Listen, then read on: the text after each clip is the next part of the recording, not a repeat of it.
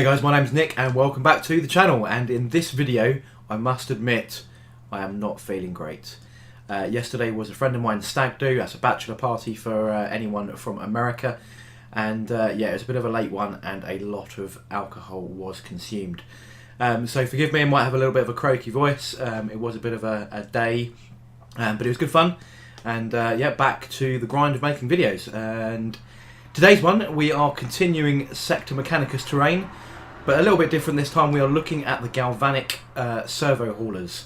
So this is the box set with the crane and the little tractors and stuff like that, and we're just going to go through and do a sort of a review, an unboxing, and then put the kit together. So let's crack straight into the video. So here we go then guys, and as usual with my unboxings, I do run this at sort of 2 or 3 times the normal speed, so that you can stop and pause or whatever at any stage in the video as we go through. So as you can see, brand new kit, and this one is available from Games Workshop for £25. But obviously if you have a discount store that you use, then feel free. So the kit itself is just 2 sprues and then a little instruction booklet. And so once you get past the actual build part, there is a small section called Altar of War Industrial Death Zone. Now this is actually a scenario or mission from the old rules, so it's not overly relevant going into 8th edition, so we can pretty much ignore that. The kit is pretty well detailed, to be honest. It's quite a large sort of crane section, and there's sort of a mini tractor, and then there's an engine section that can pull along the big crane itself. But yeah, relatively straightforward and easy kit to put together, so you can see that on screen at the moment as we build the first little tractor section. They all follow a very similar build for the 2 engine parts here, so you get 2 halves of the main engine, then you get 2 track units and some exhaust sections, and these all line up and all fit perfectly well together. As with all track sections from pretty much any vehicle kit I've ever built from Games Workshop, they are a bit of a bitch to clean up properly. All those little tank treads and all those little sections that form the actual track itself, they're always covered in mould lines, and they are a little bit of a bitch to sort of try and clean properly.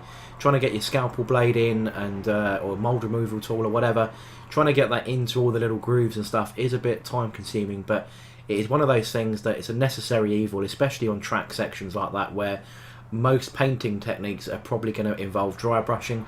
So if you've got mould lines all over it, dry brushing really does emphasise mould lines that you haven't cleared up, so it's well worth spending a bit of time to get that right. We move on to the other haulage section then, exactly the same as the other one with regard to how it's built. So you get the 2 halves of sort of the engine casing itself, you get the 2 track sections. This one has a control terminal on the back, and then sort of 2 exhaust sections that pop out the top. Yeah, again, straightforward to put together. There's the wheels sort of fit into little lugs that are on the side of the main track section, and that's where I'm obviously applying the glue points to, and then just popping those tracks on. I did notice that when I was putting the rear command section, the rear console section that you can see just above my hands there into the back, was a little bit fiddly because there's a little bit of extra plastic that you can't quite see in this video that prevented it fitting in a bit you know, snugly and properly. And it did take a little while to sort of try and work out. I couldn't even see what was going on, why it wasn't sort of aligning properly, and I thought it was in properly, and then you look at it from the back and it wasn't. But one to watch out for, it did look like perhaps the track section or the back of that engine section hadn't been either cleared properly by me, or was a slight miscast potentially on the fault of the manufacturer. We now move into the big crane section. This is a little bit different to build than the 2 engine sections. But yeah, because it's got this massive crane section which is all chain linked with that sort of flexible chain that you can see in plastic there. But it does go, it's really well thought out, and the instructions are quite clear on how to put it together, which is good, because sometimes that when you get to these, you know, a little bit of sort of more unusual kits that are just not that mainstream, sometimes the instructions can be a little bit dodgy. I found in the past anyway. You do have to be really careful with this when it does come to the instructions though, because if you do it in a slightly wrong order, you won't be able to put the chain link in correctly when it comes to the large bracing parts that actually hold all of the large crane section together. So when we get to that bit, I'll sort of point out, and I do it in the right order because I'm normally quite good for following instructions, although you might not believe me going by some of my previous builds. But on the most part, yep, always check fit and make sure that you test fit everything and try and work out where everything goes before you even get the glue out, as is always good and standard advice. Now the crane part itself, once you've got the crane assembled, there are two options for the actual end of the crane. You can either have a standard hook, or you can have the three-pronged grabber, and you can see the three parts of that grabber just on this video, or just in the top middle section. There's three parts to that, but you can also just attach a standard hook as well. You probably could magnetise it as an option, but realistically this is just fancy scatter terrain for your wargaming board rather than anything dedicated to rules. So it's not like you're going to be missing out by putting one bit on or the other. If you don't fancy painting the grabber, then just use the hook because it's very small and easy to paint. But the grabber does add that little sort of extra touch of detail, and I think I will be going with the grabber. Now this is the bit where we do need to make pay special attention to the order that you build it in, and do read the instructions for this bit because it is a little bit tricky. So the first part, we are putting on sort of the bracing side of the right hand part of the unit, and then just making sure where the large crane section here, the large bracing section of the crane, just making sure that that goes in the right place as well. And you do need to do these bits first, as all the chain link section that comes on in a second attaches at various points throughout this this bit of the model.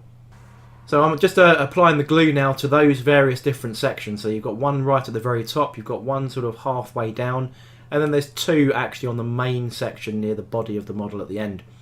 And it does force the chains itself, which are quite a lightweight, flexible bit of plastic.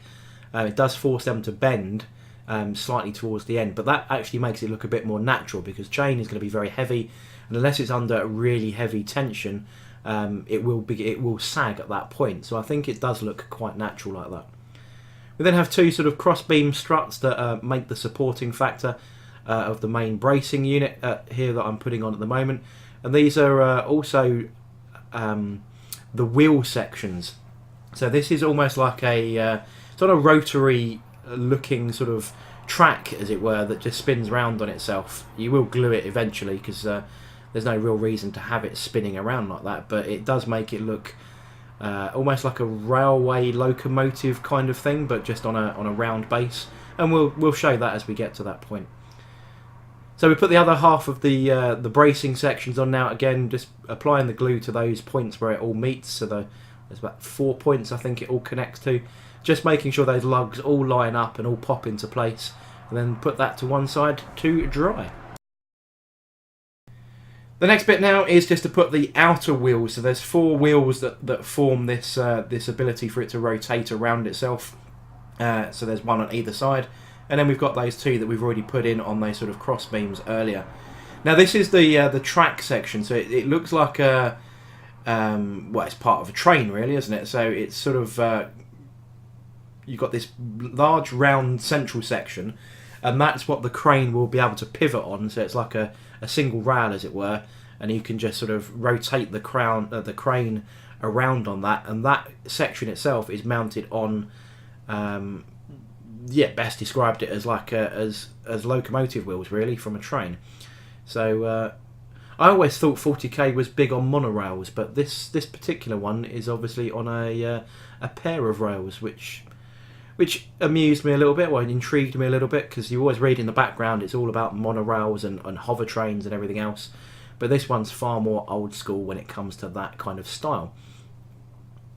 So once the 2 halves of the track unit are put together, it's just a case of adding the top section here, and then moving on to the final bits of detail to go onto the rest of the kit.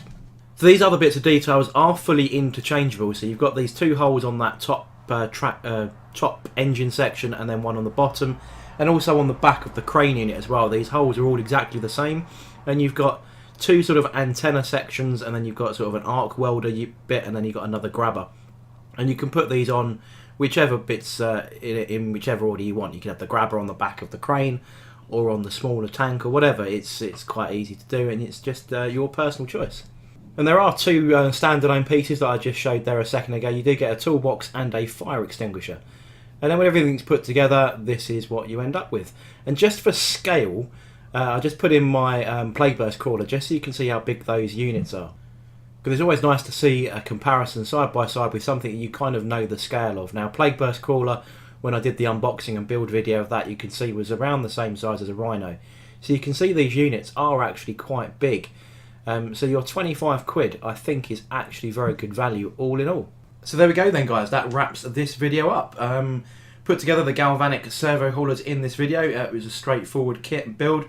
At £25, I do think it's quite a good bit of value. But only if you're really interested in sort of scatter terrain and making things look cool on the table. If you're more interested in having functional terrain and buildings and bits and pieces like that, and you're not overly interested in too much decoration and too much other chintz on your battlefield, then this kit probably isn't for you, and you can probably spend your £25 on something a bit more functional for your army or functional for your battlefield, and buy some of the other Sector Mechanicus terrain. For me, this kind of completes the full set of Sector Mechanicus that I have bought, and it will interact with the rest of my terrain. I may mount the crane on other bits of the Sector Mechanicus kits, or keep it on the track section as I've got it here. Haven't quite decided yet, but as a value and detail, I think it's pretty good. But is it for everybody? Definitely not. It's just one of the, it's like an extra bit for you to paint, a little bit of extra effort. It doesn't complement anyone's armies, but you could kit bash a few of these. If you're into your orcs, I think they make quite good potential grot tanks, and those track sections are quite cool for that. But yeah, you could probably kit bash a few bits for the orcs, like those grabbers and stuff like that might go well on some of the larger orc kits and so on. But other than that, it's a nice terrain kit. It's good value. You could apply it elsewhere within armies, but on the most part, it's probably a little bit unnecessary for most people. So hope you learned something. Hope you enjoyed the video. If you did, don't forget to like, comment and subscribe, and I shall catch you guys on the next video.